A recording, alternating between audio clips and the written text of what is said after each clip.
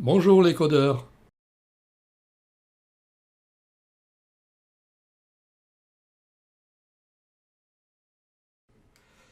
Il nous reste 4 choses à faire pour terminer ce chapitre sur les edges.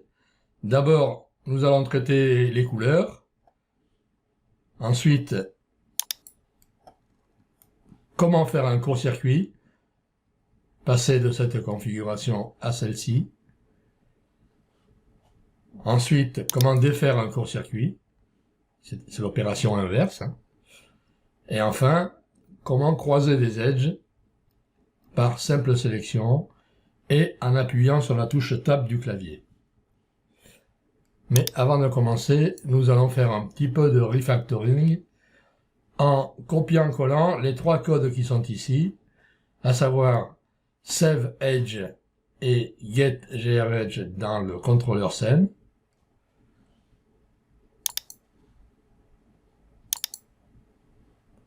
Alors, Save Edge ici et Get GREdge ici, donc c'est déjà fait, hein. À vous de le faire. Et le 3e code à modifier, à améliorer du moins, c'est dans PKL Restore ici.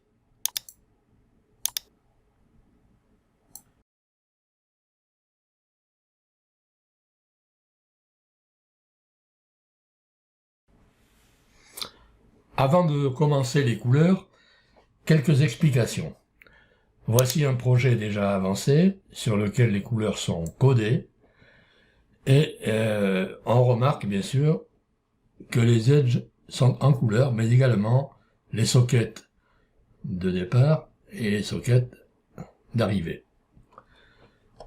Alors, en fait, lorsque l'on choisit une couleur sur un node, vous avez ici à droite les sorties qui bénéficient de cette couleur. Si le node a 2 sorties, comme ici, vous aurez 2 couleurs. Si le node a 0 sortie, vous n'en aurez pas, c'est normal. Voici donc ici 2 sorties, une sortie, etc. Prenons celui-ci, jaune. Si je modifie la couleur de son socket, je la passe au vert, eh bien automatiquement il passe au vert, mais également les edges qui sont reliés, mais également les sockets de terminaison des edges. Tout passe au vert. Faisons la manip avec celui-ci. On va le mettre en jaune. On a 2 edges. Les 2 edges passent au jaune. Et les sockets d'arrivée également. Faisons celui-ci. On va le mettre de cette couleur. Et voici. Alors, nous allons coder tout ça. Mais avant de poursuivre, nous allons faire une petite vérification. Dans notre projet que l'on ouvre, vous allez créer un onglet, donc un graphe, avec le même dessin que j'ai fait ici, en la même composition de graphe. Je vais rajouter ici des plots. Voilà. Pour ma commodité personnelle, je vais mettre ici la grille à true par défaut. Donc vous pouvez le modifier. Ça c'est vous qui voyez en fait. Hein.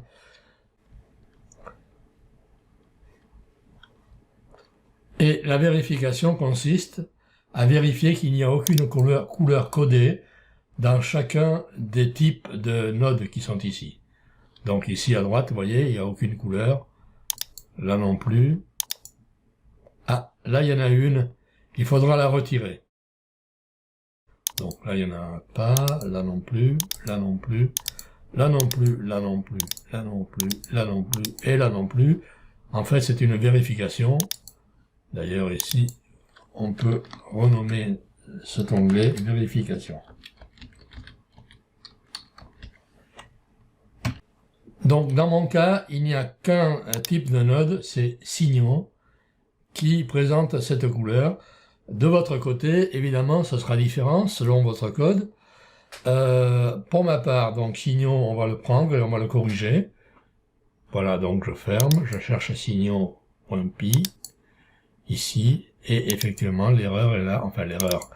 Nous allons corriger ceci en retirant la couleur, et nous allons la mettre d'une autre manière. Donc ici, couleur, suppression. Et je relance pour vérifier qu'on n'a rien dans Signon. Effectivement, il n'y a plus les couleurs. C'est parfait. Voilà. Donc, vérification faite. Maintenant, vous allez créer un nouveau graphe, un nouvel onglet, ici, et vous allez faire un diagramme qui ressemble à celui-ci, un graphe. Je vais ajouter ici 2 nodes, plutôt 1, mais 2 edge. Voilà. Et on va mettre celui-ci ici.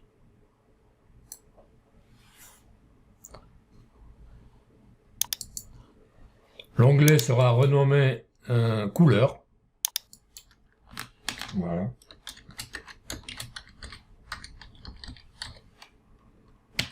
Et il nous servira de base, si vous voulez, pour faire le coding de toutes les couleurs. Je m'aperçois que tous les nodes n'ont pas le libellé, comme ici, Signon. Ici, il n'y en a pas, etc. D'ailleurs, quand on va dans la vérification, on le voit bien. Alors, on va corriger ça en ajoutant les libellés à chacun des nodes, à chacun des types de nodes.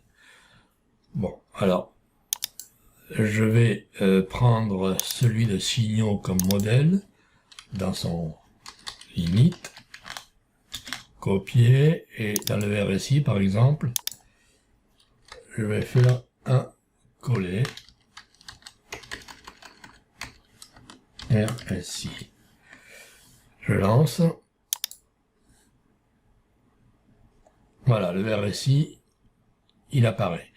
Donc je fais pareil pour tous les autres, hein. Vous faites de même. Voilà, c'est corrigé, tous les libellés apparaissent. C'est correct. Couleur. Voilà.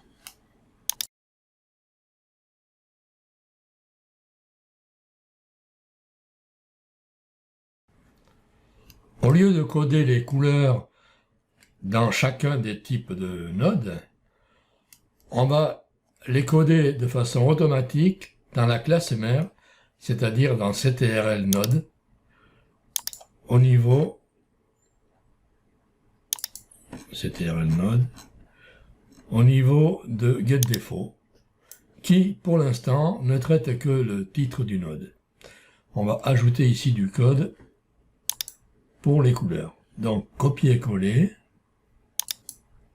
getDefault, ici, et on s'aperçoit que les couleurs ne sont affectées qu'aux nodes qui possèdent des sorties. Les nodes qui n'ont pas de sortie auront ici false, donc n'auront pas l'affichage.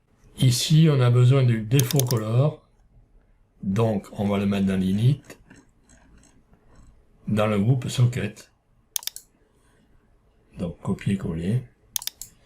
Et on met une couleur par défaut. Vous mettez la couleur que vous voulez. Ici, c'est un bleu un peu pâle. Et on teste.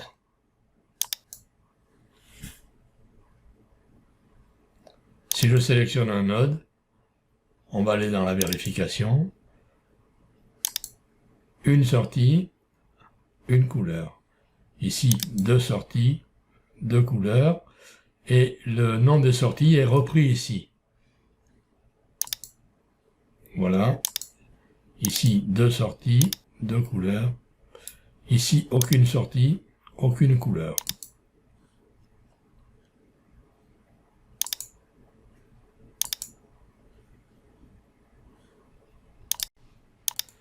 Si l'on sélectionne une couleur, rouge, par exemple, elle est ici. Ici, sur le graphe, rien n'a changé. Si je relance l'application, sur le graphe, rien n'a changé, mais la couleur a bien été mémorisée. Cela prouve qu'elle est dans le super dictionnaire ODPKL. Donc, au lancement de l'appli, on va lire ce dictionnaire ODPKL pour affecter les couleurs au socket de sortie concerné, c'est-à-dire, en l'occurrence, ici le premier, qui est marqué sortie. Voilà, donc on peut faire la même chose sur l'autre. On va mettre en bleu. La couleur est bien là. Et si je relance, on a bien la mémorisation des deux couleurs, rouge et bleu. Alors nous allons coder maintenant pour affecter ces couleurs au socket de sortie ici. Un simple copier-coller de code. D'abord on déclare une couleur dans le socket lors de son initialisation, donc contrôleur socket ini, on va le mettre ici. Voilà, self color. Ensuite, dans le setup copier, on va affecter la couleur. Donc toute la méthode setup coller. Voilà. Et on s'aperçoit que la couleur n'est affectée que s'il s'agit d'un socket de sortie. Donc la couleur est ici, self color. Maintenant, il faut dire à l'interface utilisateur, à lui, d'appliquer cette couleur à la brosse. Donc la brosse, voilà, state brush. On fait un copier-coller ici du state brush.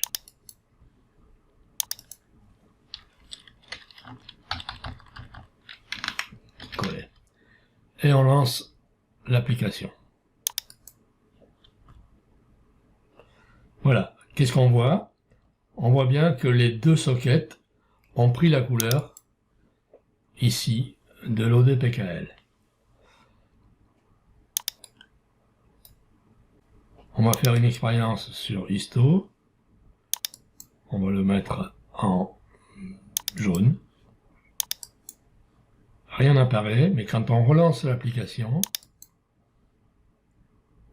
il est bien jaune.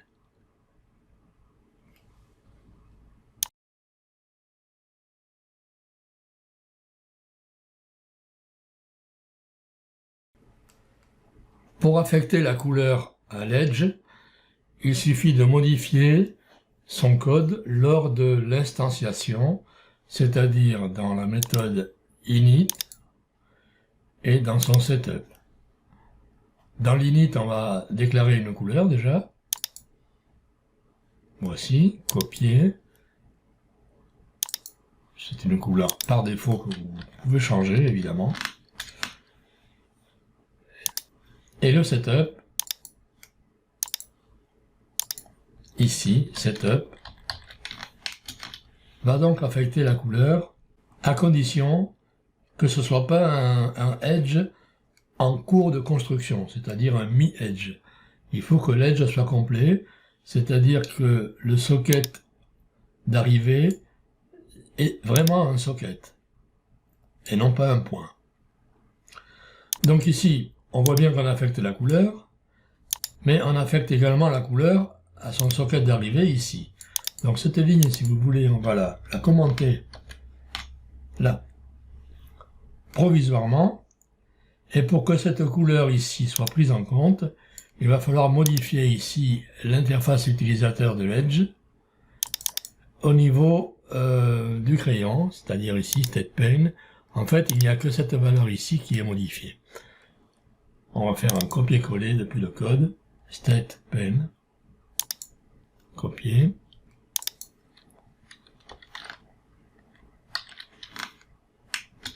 CTRL-V, copier. Voilà, effectivement, la couleur ici a été modifiée. On reprend la couleur du contrôleur ici. Je lance.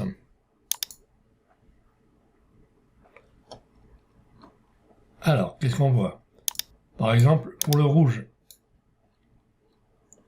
Donc le socket, c'était déjà fait. L'edge est passé en rouge. Le socket d'arrivée, non. Idem pour le jaune. L'edge est passé en jaune.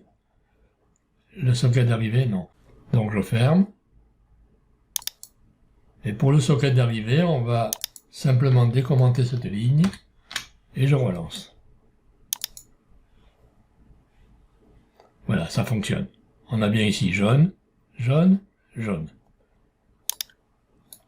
Rouge, rouge, rouge.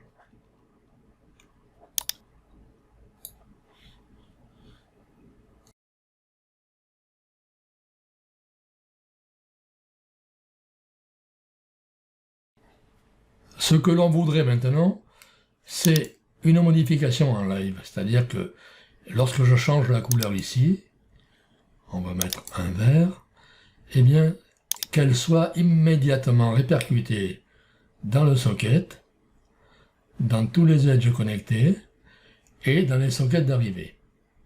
Donc, en direct. Pour cela, il faut se rappeler, je reviens dans le code, il faut se rappeler que cela se passe lorsqu'on modifie un paramètre dans le dockable des paramètres, ici dans la méthode change. Tout en bas, après l'enregistrement, on appelle la méthode refresh du parent. Donc le parent, dans ce cas, c'est le node, ici node. La méthode refresh se trouve ici à la fin. Donc c'est ici qu'il va falloir modifier le code pour prendre en compte toutes les modifications des paramètres. On fait un copier-coller. Copier.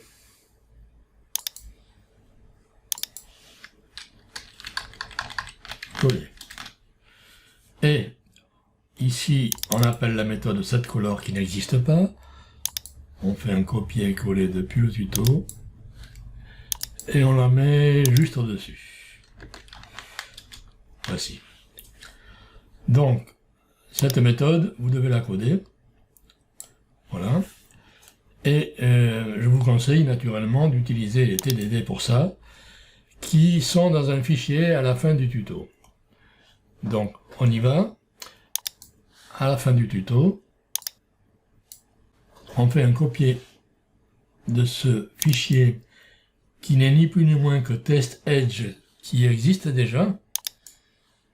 Test edge. CTRL A pour tout supprimer, voilà, CTRL V. Et on lance ce fichier de test.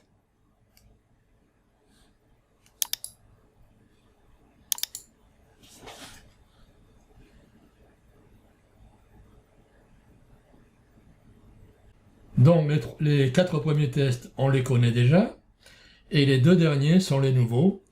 Pour l'instant, il n'y a que celui-ci, test setColor, qui nous intéresse. Alors, ce qu'on peut faire, en fait, c'est déjà tous les commenter, avec CTRL-SHIFT-, voilà, et ici CTRL+, voilà. Donc, ici, j'inhibe ce code, ce test, là aussi, là aussi, là aussi, et le dernier également. En fait, on garde que setColor. On relance. Voilà, évidemment, le test ne passe pas, il faut coder la méthode. Alors de mon côté, je code la méthode, et je reviens à vous tout de suite après. La méthode setColor est codée, je relance l'application pour tester. On va reprendre ici ce node. Donc, socket de sortie, vert. Ce que l'on veut, c'est naturellement, lorsqu'on change la couleur, qu'elle soit répercutée ici à l'écran immédiatement. On va la mettre en rouge. Ok, ça marche. Aussi bien le socket que les edges, que les sockets d'arrivée. Un autre test. Ici, on va le mettre en jaune, mettons. Voilà, ça fonctionne.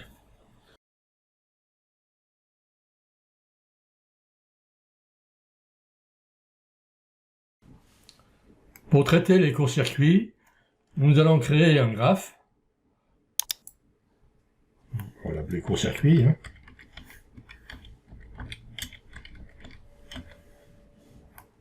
OK. Voici court-circuit.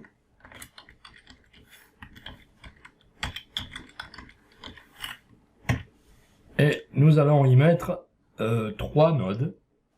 D'abord un générateur quelconque, histo par exemple. Ensuite, un indicateur qui va traiter ce signal, une moyenne mobile. Et en fin de compte, un plot pour faire un affichage de graphique. On relie tout ça.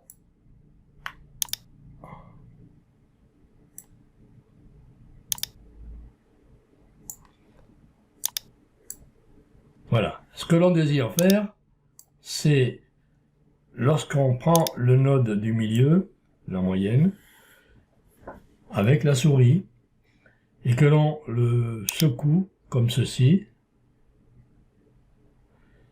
eh bien, que les deux edges qui sont là soient remplacés par un seul ici. Alors, pour illustrer cet exemple, je prends un projet qui est déjà terminé, ou du moins déjà avancé, voici, avec le même cas, et je fais une secousse. Voilà. Une fois que nous aurons terminé avec le court-circuit, nous allons faire, si je puis dire, un décourt-circuit, c'est-à-dire l'opération inverse, scinder l'edge qui est ici en deux, de façon à récupérer le node ici au milieu, entre les deux. Donc pour ça, il faudra simplement créer un edge à droite, automatiquement, regardez bien, voilà, automatiquement, l'edge qui était ici a disparu, et il est venu à l'entrée de la moyenne mobile. Donc je recommence, voilà, et je recommence, pardon, voilà. Alors, tous les types de nodes ne sont pas aptes à créer des courts-circuits. Il faut pour cela réunir certaines conditions. Alors, l'exemple qui est donné ici, c'est pour le MACD. C'est une liste de faisabilité. Et à chaque démarrage de l'application, chaque liste des nodes présents dans le graphe est vérifiée. On vérifie en fait que les entrées qui sont précisées ici et les sorties existent bien et sont en bonne place. Donc, le mieux à faire, c'est de faire du copier-coller de code depuis ce tuto. Ici, nous avons quelques attributs dans le contrôleur node. Je copie et je colle. Ici.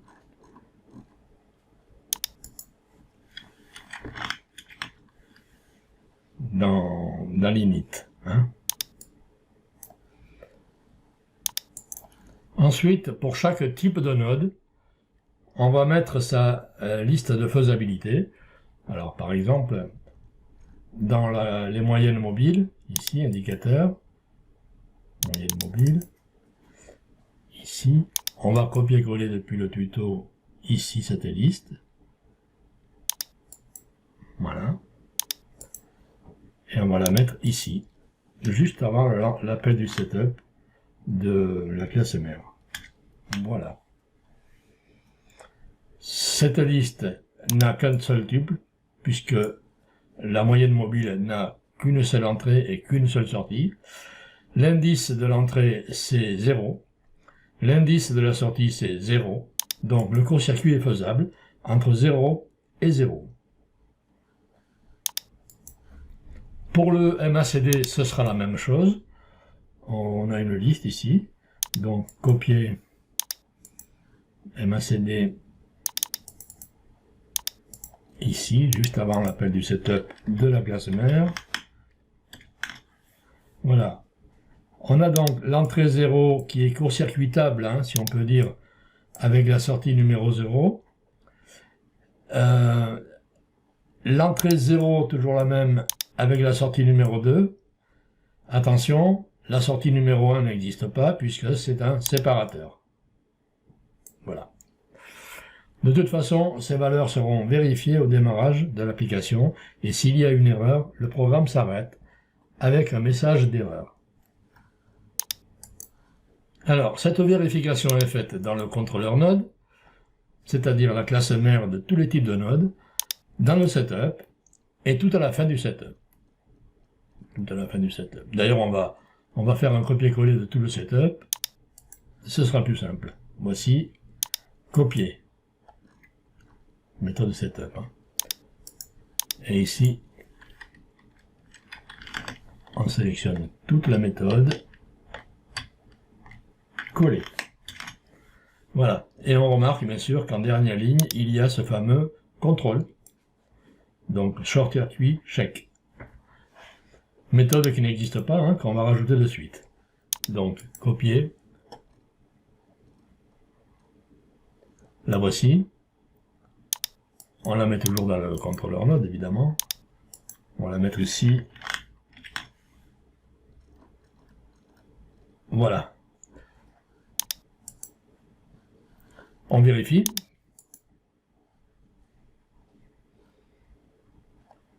Et avant même de tester, je vais fermer et je vais faire une erreur volontaire. Par exemple, ici, la sortie 1 n'existe pas. Je vais mettre donc ici 0, 1 et je teste. Voilà. Voilà le message qui apparaît. La liste des courts-circuits du type de node MACD est erronée. La sortie numéro 1 n'est pas un socket mais un séparateur. Revoir le contenu de cette liste.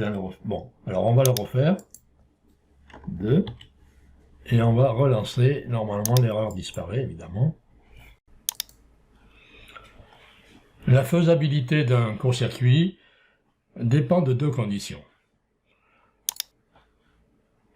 Premièrement, il faut que le node en question ait une liste de faisabilité.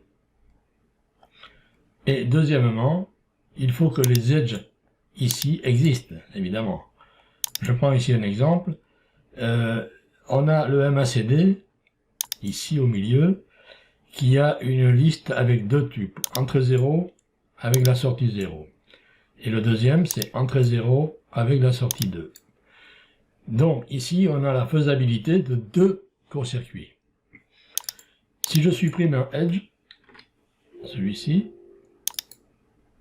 bien que le court-circuit soit faisable avec le 2, on ne pourra pas le faire puisqu'il n'y a pas de edge. C'est logique. Voilà.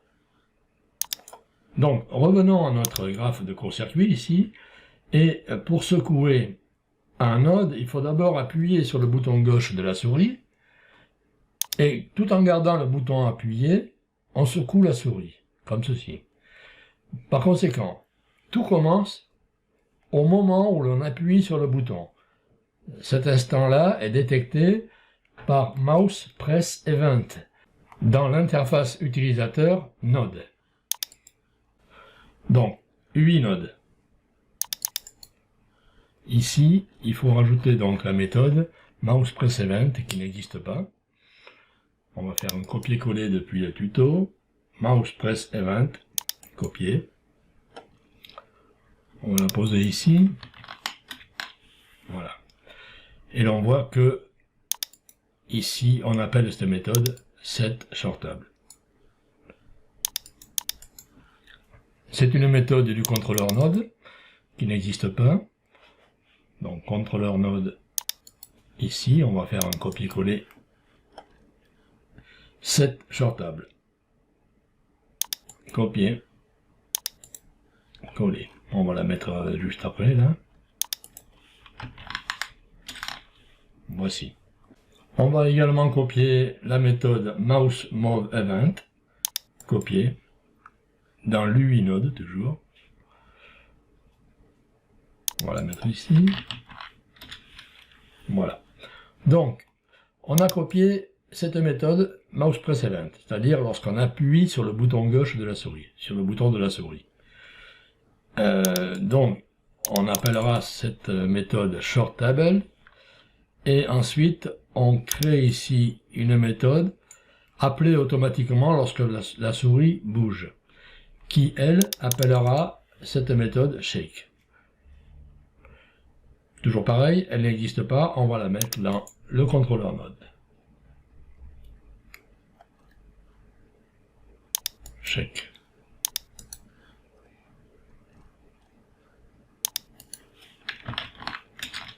Voilà. On voit qu'il faut importer la classe CTRL Edge. On voit aussi qu'il y a des attributs qui n'ont pas été déclarés ici, self X, self Y, etc. Donc on va faire ça. On va d'abord déclarer l'importation de la classe CTRL Edge. Et ensuite, au niveau des attributs, on va les mettre, on va rallonger cette liste là, de secousses, en faisant un copier-coller depuis le tuto. Le voici. Copier. Et ici, donc, c'est toute la liste en fait qui est remplacée. Coller. On voit qu'il faut également importer la classe DateTime, qui se trouve dans les fonctions utilitaires ici. Donc fonction utile, on a déjà dictionary, donc virgule, DateTime. Voilà. Il nous reste à tester.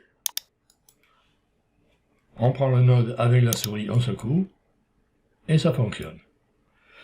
Alors, ici, les méthodes short circuit shake, vous pourrez donc l'examiner à tête reposée pour comprendre le code. La même chose ici pour set shortable et également pour shake, où on fait un petit peu d'arithmétique en saisissant ici les coordonnées X et Y de la souris. Et comme cette méthode shake est appelée sur le déplacement de la souris, voyez, mouse move event, eh bien, lorsque la souris bouge, cette méthode est appelée très souvent, plus d'une centaine de fois, en répétition comme une mitraillette.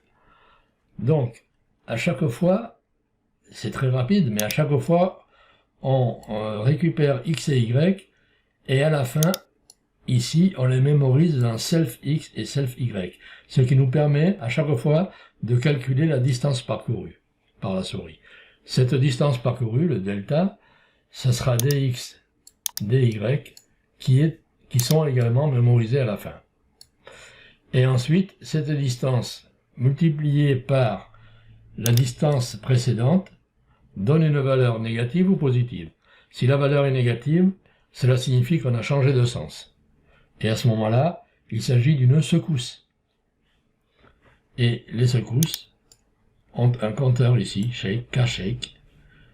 Lorsque le compteur arrive à 5, on définit en fait le fait qu'il y a eu une secousse. Donc cette valeur 5, je vous laisse l'ajuster de façon à ce qu'elle corresponde à vos besoins. Voilà. Et il reste maintenant à faire l'opération inverse, c'est-à-dire à décourt-circuiter lorsqu'on crée un edge en sortie.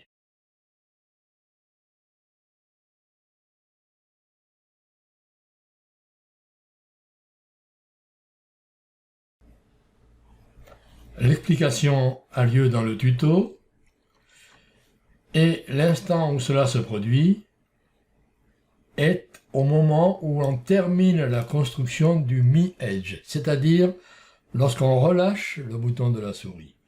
À ce moment-là, rappelez-vous, on est dans UIView, et c'est la méthode stopEdge qui est appelée. Eh bien, c'est encore cette méthode qui va être mise à contribution pour terminer le travail, en fait, et pour créer ce fameux décourt-circuit. Le mieux, c'est de copier-coller le code du tuto Vous voyez, c'est Stop Edge ici. Copier. Stop Edge. Et coller. Alors, il y a une petite fonction interne qui s'appelle Break Edge, donc une cassure du Edge, que vous devrez coder. Le code est très simple, hein, donc vous n'avez pas besoin de TDD pour cela. De mon côté, je fais le coding de façon masquée, et je reviens tout de suite après. Voilà, la fonction Break Edge interne à la méthode Stop Edge est codée. Je lance l'application pour tester. Donc, je rétablis les conditions initiales, à savoir 2 edges. Je fais un court-circuit avec une secousse. Et maintenant, je vais décourt-circuiter, ou plutôt insérer le node dans l'edge, en faisant un mi-edge. Et je lâche. Et voilà.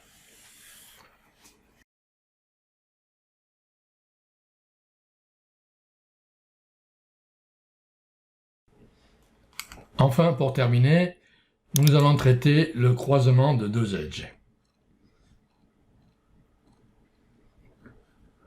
Alors, on va commencer déjà par dessiner 2 nodes supplémentaires afin d'obtenir ce graphe. Voici le titre, croisement. Lorsque l'on fait une sélection de 2 edges et que l'on appuie sur la touche Tab du clavier, ils doivent se croiser. Lorsqu'on sélectionne rien du tout, il ne se passe rien, etc. Donc, je vous montre sur un projet bien avancé où ceci est codé. Voilà. Donc, je vais sélectionner ces deux-là en appuyant sur la touche Tab. Que se passe-t-il? Eh bien, voici, ils sont croisés. Et vous remarquez, de par la couleur, que les 2 edges restent sélectionnés. Ce qui fait que si j'appuie à nouveau sur Tab, ils reviennent comme avant. Pareil sur ces deux-là. Pour ces deux-là, et pour des raisons technologiques, ce n'est pas autorisé, on a un bip que vous entendez. Si on ne sélectionne rien et qu'on appuie sur Tab, il ne se passe rien. Voilà. Et si on sélectionne les 3 edges, ce qui n'est pas normal pour un croisement, eh bien on a un bip. Vous entendez, j'imagine, voilà. Alors, pour coder ceci, on copie le code dans le tuto de la méthode CrossEdge qui se trouve dans le contrôleur scène. On va le mettre ici. Voilà. Vous remarquez que cette méthode est à coder. Servez-vous des TDD. Alors, pour ma part, je vais coder cette méthode de manière masquée et je reviens tout de suite après. La méthode CrossEdge est codée. Alors, n'oubliez pas d'importer la classe WinSound qui est ici, pour le son, évidemment, et de coder également, ici, dans l'interface utilisateur View, le relâchement d'une touche du clavier, en l'occurrence la touche Tab. Voilà, je fais le test. Je vais croiser, donc je vais essayer de croiser ces deux-là en appuyant sur la touche. J'appuie à nouveau. Très bien. Ces deux-là. Parfait. Ces deux-là, non autorisés. On entend un bip. Voilà. Et si je sélectionne 3 nodes, 3 edges, pardon. Tabulation, ça ne marche pas. C'est normal. Voilà, donc on peut maintenant lancer les tests. Test Edge.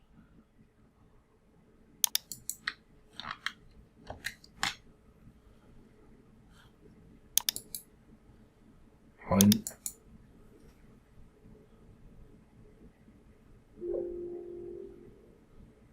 Et il passe. Donc on peut naturellement valider tous les tests en les activant comme ceci. et relancez tout ensemble.